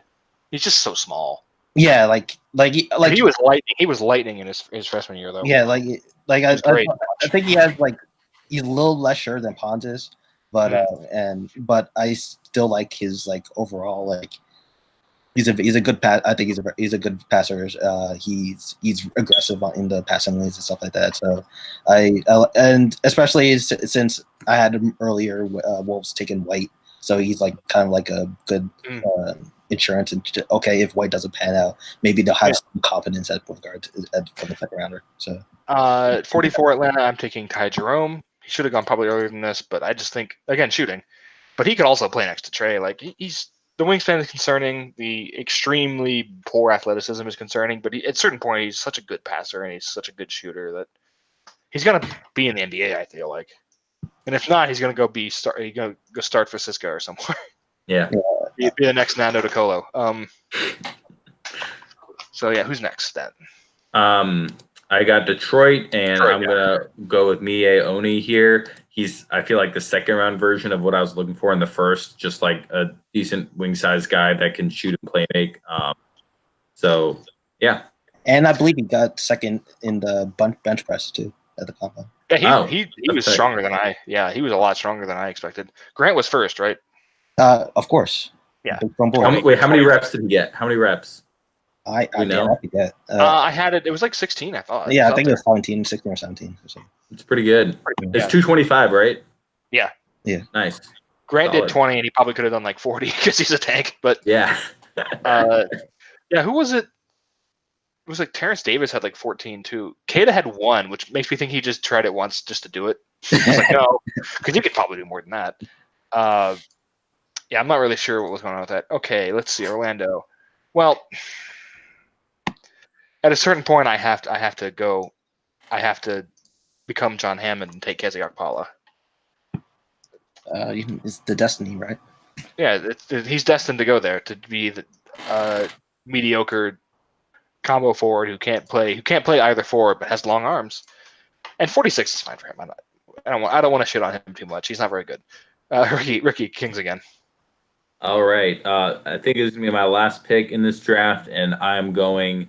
I'm gonna go with Justin James here. That's reaching down a little bit on my board, but in recent weeks, I've really come to like him. He had some really nice moments. Really dynamic. Yeah, really dynamic. Not a great handle, but I don't know. I think he's a really solid defender. Great horizontal athlete. He's one of the best players in college at just getting to the rim. And I appreciate that a lot out of like a wing size, pretty good all around numbers. So yeah, I probably doesn't get more buzz just as like an athlete for one. Yeah, he's really pops. He just runs around. Yeah. All right. Pretty Well, tight. we'll fill in for the rest of you. We don't have too much more. Yeah. So Okay. Cool. Well, it was fun. Thanks, guys. I'm trying to do this again during the draft. So I just took Fiondu Kabengele for the Clippers because they could probably use another big, and he could probably shoot. And kind of an interesting fit if they keep Montrez, they keep that core how it is. He'd be an interesting like third or fourth big to try out. Very thick, strong center. Not a good shot blocker. That's why he's not good. That's why he wasn't good at that. It's just kind of disappointing. San Antonio Spurs, Brian Bowen. I'll take. Brian. He measured pretty well. I have to be honest. I haven't watched Bowen all this year. I watched him a little bit. He played the combine a little. That's where I saw him.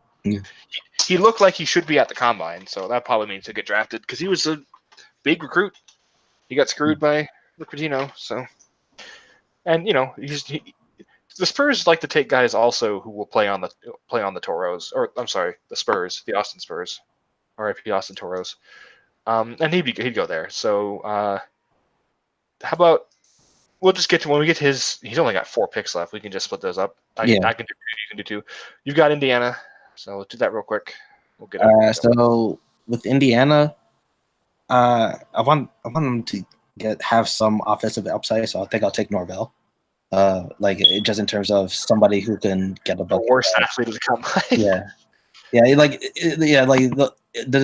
The combine was disappointing for him because not only was he chucking at the scrimmages, but he tested very poorly. So really poorly. I'm still a fan of him. I just like his aesthetic. He's really fast in the straight line. Kind of combination of combine performance and game. He's kind of like Tony Carr last year, where it's like he's not going to test well, but he knows how to play basketball. Like he's a good scorer. So yeah. The upside is probably not that high, but I think he could at least be like a Lazo Trier maybe. So that's with less handle. He's going to lose out on the bench score role to my man Ed Sumner anyway. So who cares? That's Sumner forever. I think Sumner is probably a better prospect at this point. So yeah, that's fair. You got Boston. So with Boston, I think they would just take Rui. If he's still there, they would take him. Yeah. So Rui, has all the measurables that they like. I think they'll also say, no worries, we could teach him how to play defense, and then they'll find out. No, maybe we can. But I think they'll at least value his offensive ability to just like bully people a little bit and score. So I think they kind of need that because like despite all the length and everything like that, they don't really have any offense besides Kyrie or for pick and roll, pick and pop. So the occasional time when Tatum can actually score in half court. I'll do the Charlotte one. I'm going to take Jalen McHugh, who had one of the better combines athletically of anybody. He's definitely going to stay in the draft, and you have to Kemba proof. And even if you don't Kemba proof, even if he stays, you're really going to rely on Tony Parker to continue playing backup point guard for you, unless Devontae Graham comes along, which he could. But McHugh's really tall for a guard. He's got decent size. He was a monster physically at the combine, so he'll get drafted and take a swing. You got Utah now. All right, so I think Utah still would hope for offense. Mm-hmm. I think. Well, I don't really want to double. I don't really want to double down on guards too much for them because they already have. They don't have any though. They don't really have any guys who are established. Well, I guess Rubio's leaving. So if Rubio's leaving and they can move Mitchell to the point guard, I guess it's okay. So I guess I'll take the stab with Jordan Poole. I'm not a huge Poole guy, but I do like his passing, like a little bit. Like I think he's a pretty underrated passer especially if he gets a screen and is working around pick and rolls and stuff like that. He could get hot from 3. I don't think he could do much else. I don't think he's that great of an athlete, but that might be enough to stick as a bench guy. So. Yeah, you go ahead and do Philadelphia. All right, so with Philly, I think I'll take Jordan Nwora. He didn't go back yet, did he? No, I don't think so. I think with him I don't really think he knows what he's doing, but I think he can shoot and he has wings, and I think he has a pretty good wing size, and I think he's also a versatile shooter. That's the thing. It's like he's not So I think that he with the size and the versatile shooting, I think will be enough. Like to be honest, even though like I've cooled on him quite a bit, I think he's not that far off from Cam Johnson really. And he's just a little smaller, but yeah. So I think that like he also plays a little bit dumber than Cam Johnson, but Cam's pretty smart. Yeah, but hopefully he can make it up with the youth gap. But Jordan Nwora, especially at the end. Okay. The Knicks, their last pick for you. With the Knicks, all right. So I'm gonna assume that Kyrie and Durant are going there. With that, I'll just go take Charles Matthews and say, all right, lock up anybody who's not. Kill everyone. Yeah, who could lock up anybody who's not Durant's man. and don't worry about offense because Durant and Kyrie. There's a chance. Like I think everyone's pretty sure he's going to be a second-round pick. There's a chance he ends up being like a top 20 guy in this draft just because he's so absurdly good at defense. Yeah, like I wish I wasn't so low. Like because I'm really really low on his offense. Like I feel like he really won't be able to do anything. Well, Like, not only does he not have good touch, he also has. I've been calling him Flask Son for a while because he has Marcus Morris disease, where he like any open shot he gets, he's like, fade away, time to fade away. yeah, exactly. It's Unnecessarily. Really Yeah, it's really frustrating. Like, but as a defender, he's as good as anyone is drafted. Yeah, it's like it's just like he has the on ball ability is so like outlier good that you just have to like try. Yeah. Oh man, Clippers. I was gonna take Charles Matthews here, so. Oh, okay. And our guy Robert Fall would probably have loved you for it, but it's all good. Yep. I'll go against Dort in the 50s. Who cares? He's also pretty good at defense. Will never be a scorer of any real kind, but could maybe shoot spot ups. I don't know. He looked like he could at the start of the year, and then he just lost it. He shoots such a weird moon ball that I think it just killed him. Yeah, so he's there. I mean, he's not really exciting anymore. We kind of lost. Yeah, I'm guessing that like he like whoever, if anybody gets him in the second round, a lot of their fan base will talk themselves into him real quickly because of the physical tools. The physical tools are still there. Yeah. Speaking of physical tools, for the Pelicans at 57, I'm going to take Terrence Mann, just another wing. Yeah, I was probably going to take him later on if he didn't. So yeah, He's just a monster athlete. He's big hands, good at defense, good rebounder, can slash a little, can maybe shoot a little. Probably just an extra guy, but an extra guy. He's kind of like the Theo Pinson a little bit. I think he's more athletic though than Pinson. So Pinson was probably a little better, like showed a little more flash as a real passer, and has become a good shooter. But and Theo Pinson should have been drafted last year. So, was he drafted? No, he's under the Nets rights at least. That just gave him like his. I think it was a contract for the rest of the year, and I think that now they just own his rights. So.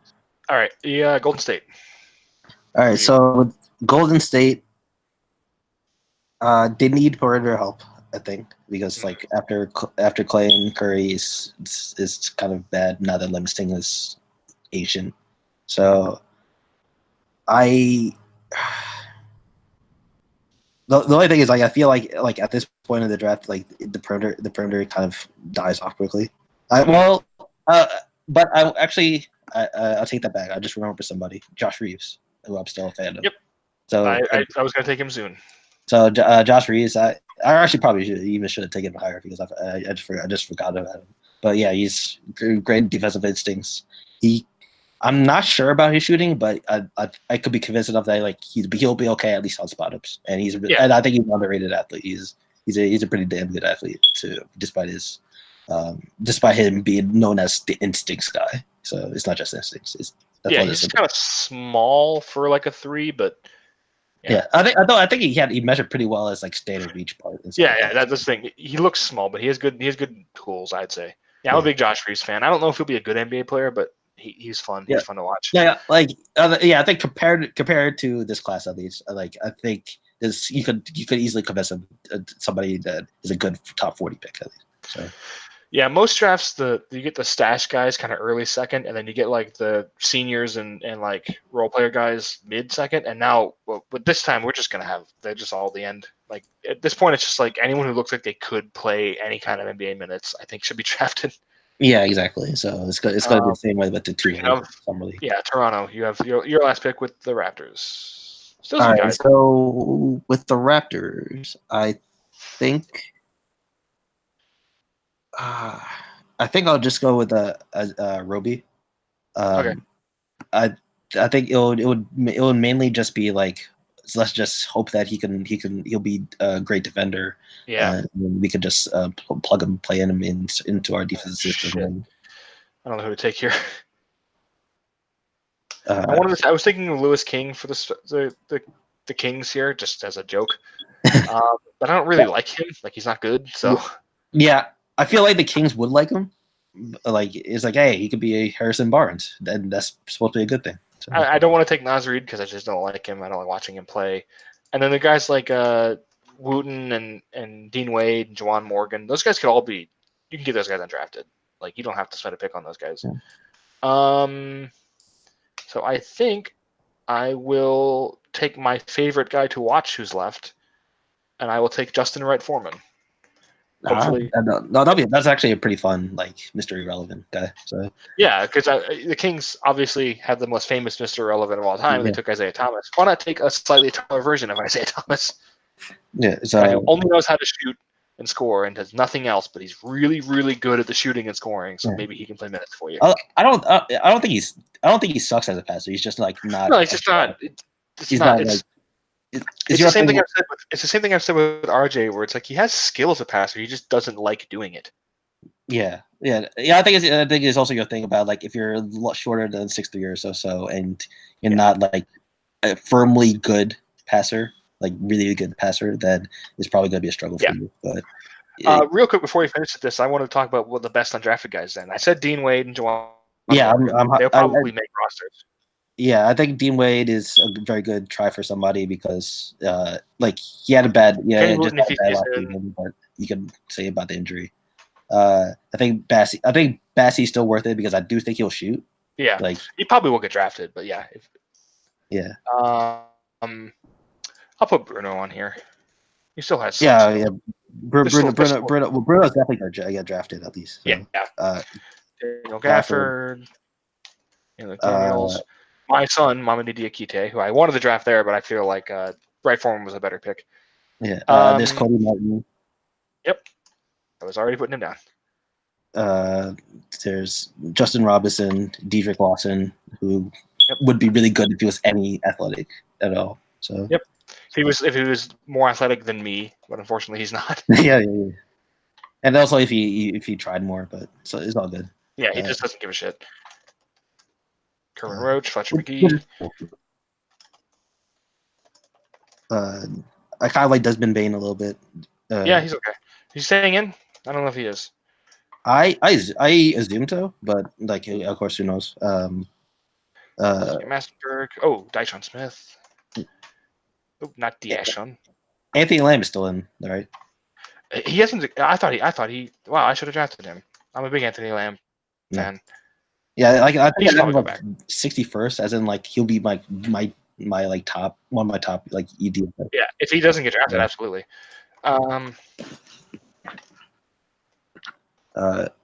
We didn't draft Obishi. We didn't draft Schofield, but that's because we don't like Schofield. No, I'm not even gonna put him on the list. He's bad. He's not a good basketball player. I'll put him on the list. Who cares? Out of respect for his thick jack frame. Yeah. But yeah, I'm not a Kyle guy. Like, he's fun to watch, but I'm watching him a decent amount of Virginia. Ty Jerome was just significantly better at basketball than him. Yeah, I do think, like, I think Kyle Guy is like the type where he should stick around like the G League and stuff like that, and then see if he pans out there, then it'll be like I could get a team. But like, what's the upside with him? What's the upside? It's like what's his name? The guy who was in the Cavs for a long time. Damon Jones. Oh, okay. Yeah, like that. Is that the upside? Yeah, probably. Like he could shoot off. I think he could shoot off movement a little bit. He's like not a terrible athlete. He's not a stupid player either. So I think I'm fine giving him. I'm fine giving him a shot. Picking him up as an undrafted free agent. I'm just not going to draft him. Yeah, exactly. So it's really looking at this list already. Just one wing. Well, like, yeah, it's like it's like, is Trent Forrest still in, or? Oh yeah, no, he went back. Okay, he went back. Okay. I probably would have drafted him. I like Trent Forrest. Yeah. I put Paul Scruggs in Marcus here. McDuffie, who I'm still disappointed sucks. I'm gonna leave him. Yeah, I'm gonna put him on the list, but he died. His injuries killed him. RIP, died because of gout. Barry Brown, I think, will be a good undrafted guy because he shoots too many mid-range shots, but he's like a really good defender. Yeah, Corey Davis, I guess, as well. Oh yeah, Corey Davis. Corey Davis is good. I put Josh Perkins on here. I put Clemens on here. Massenberg. There's always guards to find. Yeah, Bowman, Paul I want Paul Scruggs to get drafted just so I can make a TLC joke because I don't want Paul Scruggs. Scruggs is a guard that can't get no love from me. He can though. He's a six-man. He's a monster. I love him, but I don't know if he's gonna stay in. Is the thing. He could go back. He can go fight with Kiki Tandy for playing time with that terrible Xavier, which is probably gonna be a shitty Xavier team. Cody Martin's probably my 61st guy then, or Cam Jackson. Cam Jackson's a beast. Yeah, I like Cam Jackson. He's kind of like Morgan to me, where like, why would you draft him? Yeah, it was one why you draft it, and also like like it might not like translate fully because he's just a lot of his game is just like, oh, I'm so much stronger than everybody and stuff like that. But Cam Jackson has a huge ass. Yeah, which is a good attribute to have. People have joked before. He's basically if Zion. If you took away all of Zion's athleticism, it's like sapped him of it. Yeah. You'd have Cam Jackson more or less. Yeah, and that's a fun player. Worst case, he'll make some money in overseas because he could just be a pure center and just shove.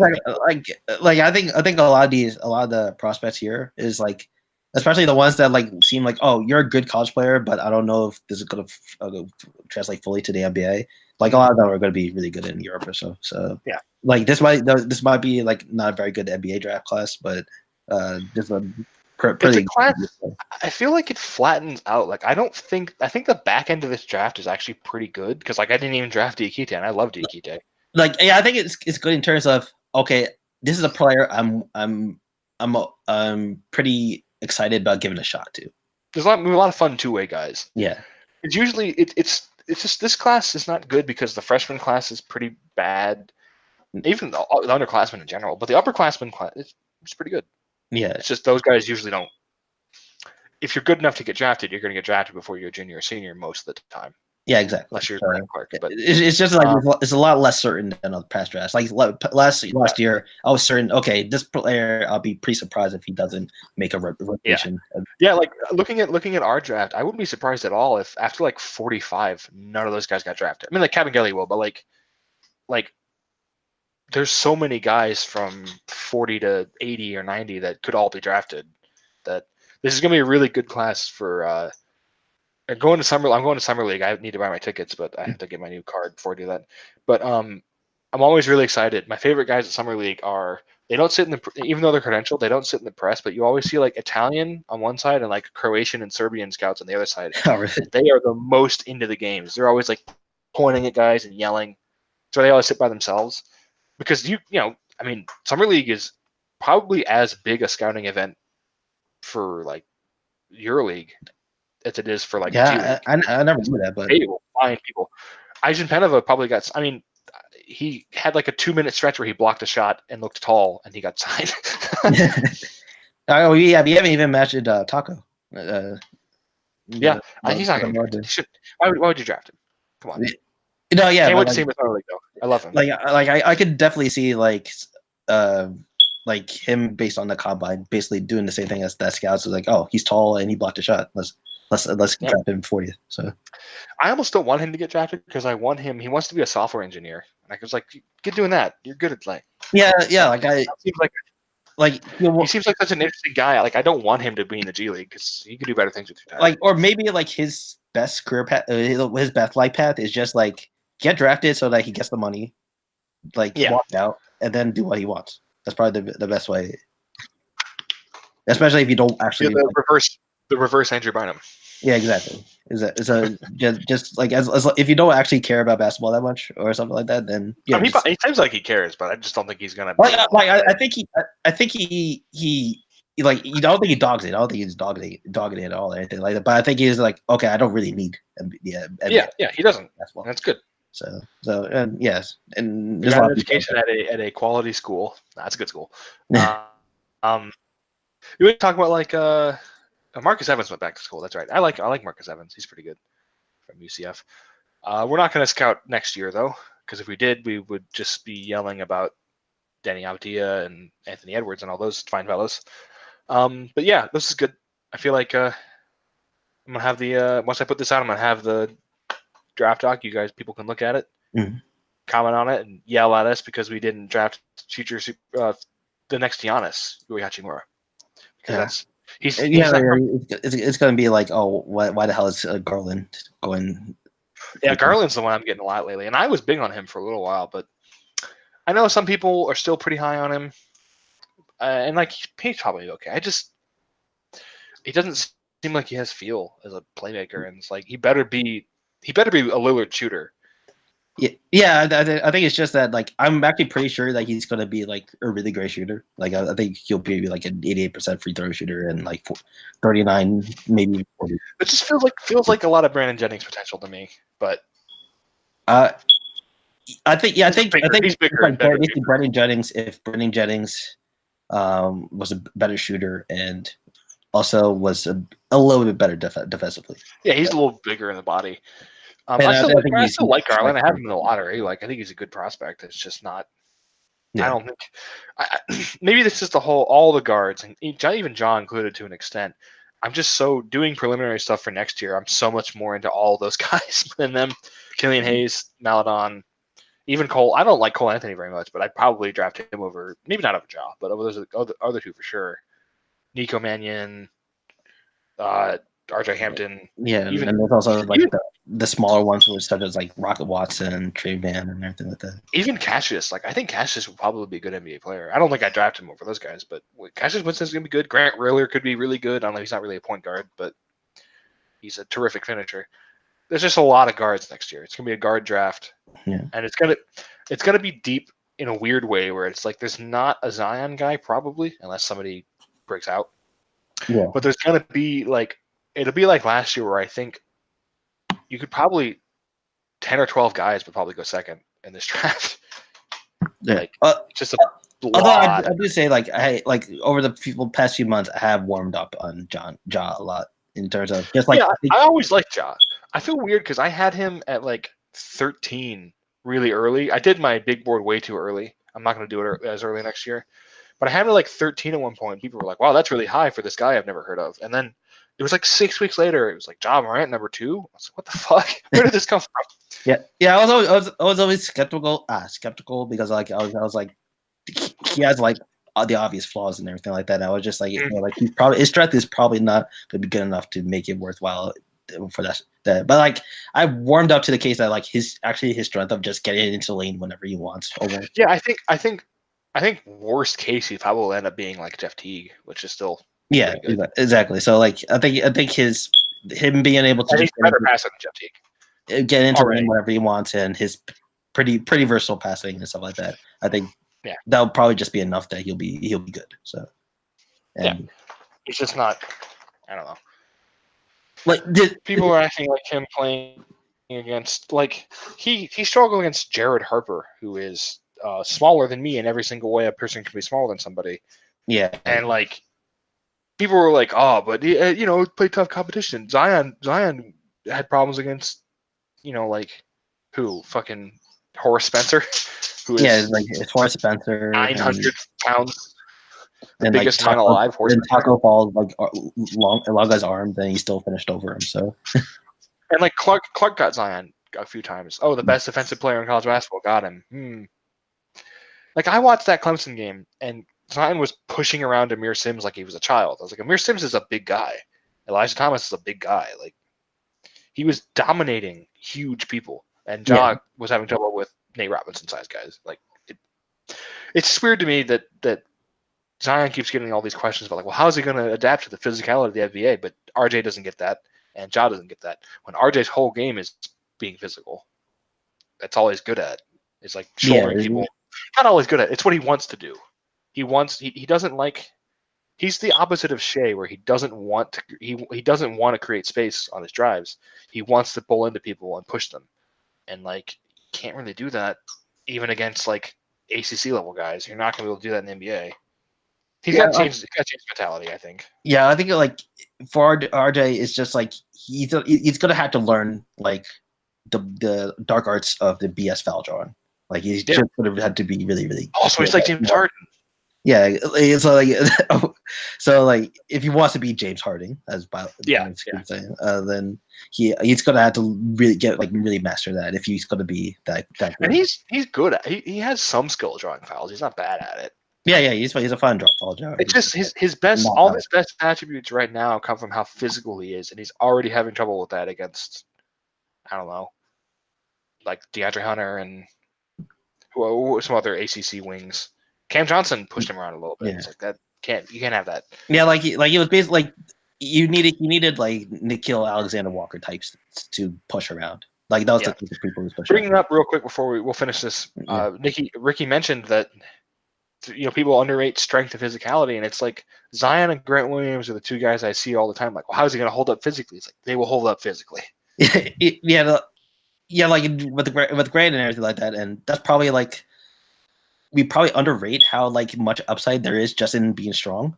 And strong. Carl Landry played a dozen years, and his only noticeable attribute was that he was really strong. Yeah, so like I think when Ricky was saying, "Oh, like people probably underrate how effective he could be as like a post guy," that's probably the thing. It's just like Grant is strong not just for the college, but just for an NBA guy too. It's like you're not. I agree. You're not going to throw the ball to Grant and have him back people down like LaMarcus Aldridge, but like on flashing into the post and like on scramble plays and in transition, if he gets into the paint, he's gonna you're not gonna get past him, so he's gonna score if he gets the ball. Like that's just how it works. Like if he gets like in the times he does get like a step on a person, like he's just gonna be able to like just seal him off and just like take the time to get to the rim and then casually put it up. You're not gonna hassle him with your strength back at him. So. Yeah, unless you're Giannis, but like Giannis is. Yeah, exactly. Yeah, and like also I see like just how many of the elite players in the league like being ridiculously strong. Harden uses strength. That's his primary attribute. LeBron still uses it. Giannis still uses it. Chris Paul uses it. Kyle Lowry uses it. Kawhi, of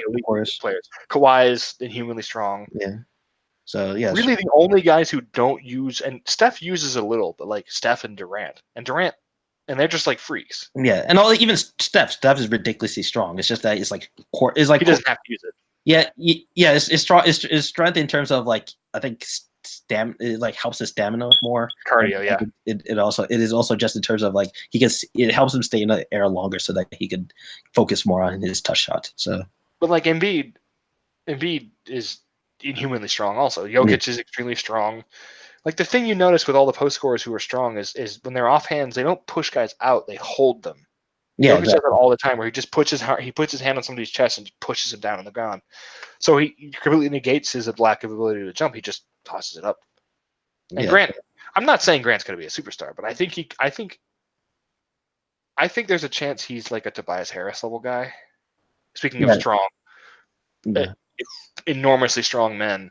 Maybe not Millsap, because I don't think he's going to have that level of versatility defensively. He's not quite as long. Like Millsap is like sneaky. Millsap is freakish. And more powerful, like jumping. But yeah, I think he could be a starting power forward. Yeah, so like I think the median for Grant is like he's pretty average.